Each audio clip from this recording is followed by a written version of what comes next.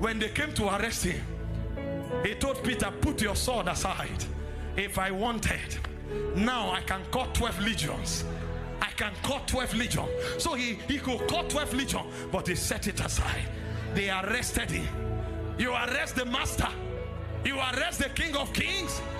Jesus said, this commandment I have received from my Father. He said, no man taketh my life from me. I have the power to lay it down and to take it up. He allowed himself. You know, when he came to them, he said, whom seek ye? They said, Jesus of Nazareth. He said, I am he. They went back and fell, but he surrendered. They spat on him, they pulled his hair, they beat him, they kicked him. Oh, you need to see what happened to him. Do we have the picture? Where is the media? Show me where they tied him to the pillar. They naked God. They pulled God's garment. They tied God to a pillar and they were wiping him. The canes they used to flog him, they had bones, they had chisels. Go to the one where they tied him to the pillar. When they flogged him, his skin pulled out. That's God. When you watch Mel Gibson, they tied clothes on him. He was naked.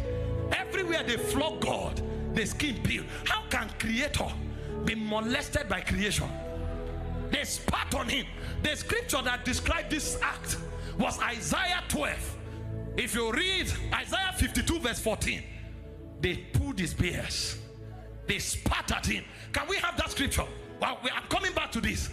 Can we have Isaiah 52 verse 14? If you have the Message, help me. Oh my God. The master, he said, but he didn't begin that way.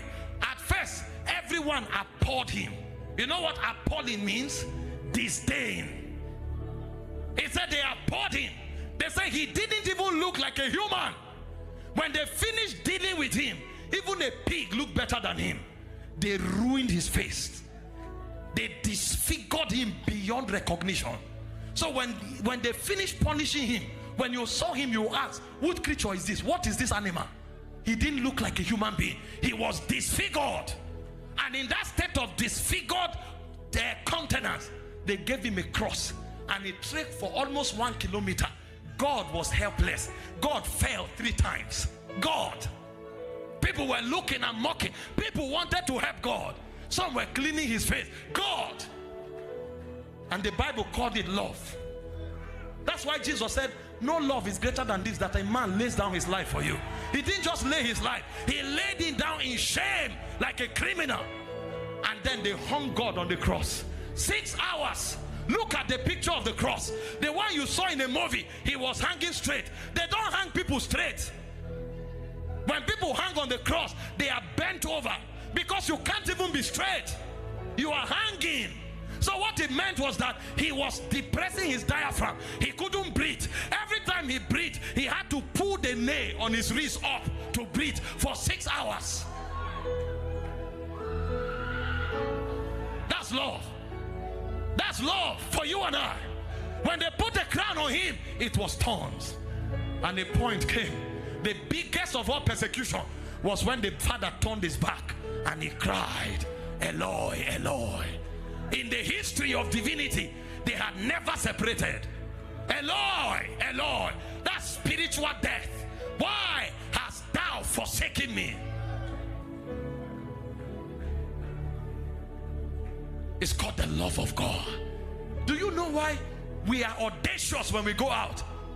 The Bible said in Romans 8:32, if he did not withhold his only begotten son, but gave him freely for us, he said, how shall he not with him? This is why when I make demand, I don't fear, because the greatest love has been demonstrated.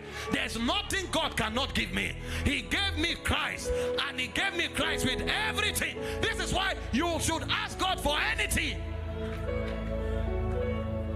because when he gave Christ, he gave his best for you. Do you see why people like us, you can't look at me and say, hey, get out, I don't like you. Your love means nothing, sir. I have the love of the Father.